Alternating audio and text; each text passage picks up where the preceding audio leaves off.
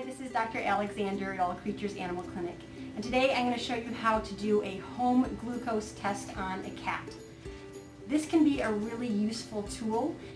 Cats have very inflated blood glucose levels here in the clinic due to the stress of the drive-in and being here, and that will artificially increase their levels quite significantly and can make in-hospital glucose curves highly inaccurate. So learning to do a glucose curve at home can give you more accurate medicine, it can save you money, and it can save your cat the stress of the trips. And so a very useful skill, but slightly advanced. The tools you're going to need are, of course, your cat and your glucometer. There are many different types of glucometers. If you have one that is different from your veterinarian, or even if you have one that's the same, it's a good idea to have your glucometer calibrated with your veterinarians, where you can compare the values that you're getting on your glucometer and your veterinarian's glucometer so that you can compare apples to apples. We use the Alpha Track 2, and this is a good one. You'll want to have your glucometer and your test strips.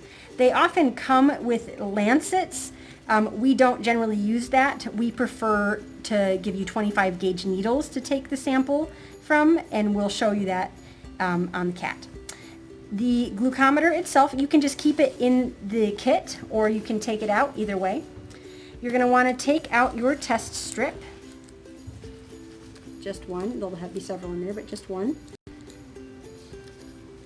And you will then load it into your glucometer, and that will turn it on. You'll see the numbers come up, and it will display a code at you. This is code 37. You have to look at your test kit to see which code is for cats, because for veterinary products there'll be a cat code and a dog code, and so I want it to be 37. My glucometer is now telling me that it's waiting for a drop of blood. It shows me a little flashing drop of blood or something similar to that. And when I get my drop of blood, I just need to touch it very gently onto one of these two tiny little prongs on the bottom here. There are other varieties of glucometers that will have a different applicator tip, but all of them will have an area to receive the blood. If you don't get to it fast enough and it turns itself off, that can be a little bit stressful because you've got a cat that's not too happy, you've got blood that's hanging out. Just go ahead and take the test strip out. It'll turn it off. And then put it back in, it'll turn itself on. You've already set the code correctly, and you don't need to do anything else. You just need to wait to get the little blood drop sign, boop, and then you can take your sample. In order to get a sample of blood from your cat, the best place to use is the ear.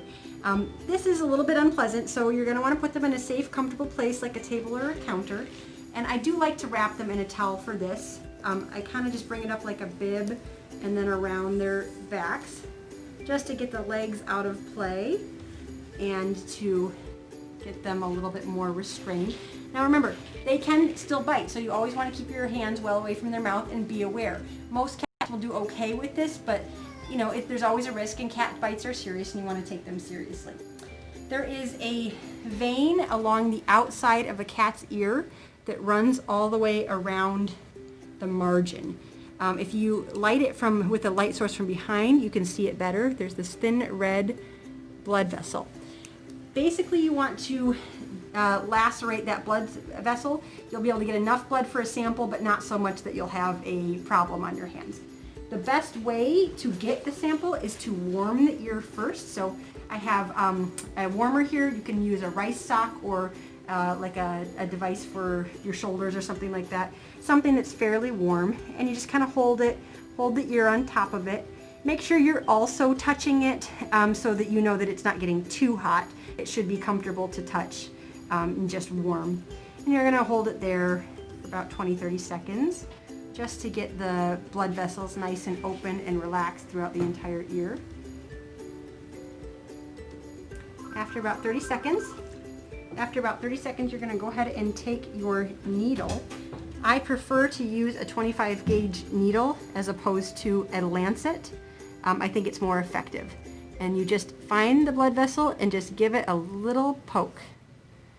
If it doesn't bleed the first time, you can kind of milk it a little bit until you get a bubble, and that will probably be enough. Put your needle aside safely. Grab your glucometer. It does take a little multitasking. and then bring the tip of your glucometer into the blood drop. And you'll see that it's working, and it will shortly give you a reading. 588, a pretty high level there, which is why we're treating them. You're going to go ahead and want to write that down right away. Many of these will have memory, but sometimes you can jostle them or something, so you want to definitely write down the time and the level that you got. And just hold a little gentle pressure on the ear until it stops bleeding.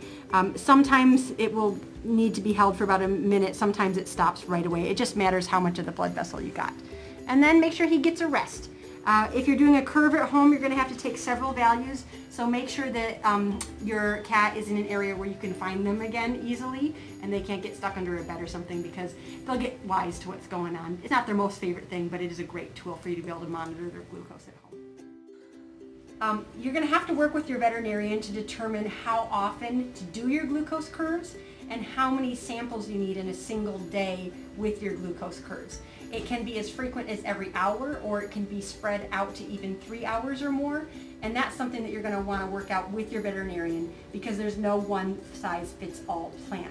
Once you've determined the frequency you need to do through the day, you want to set your schedule.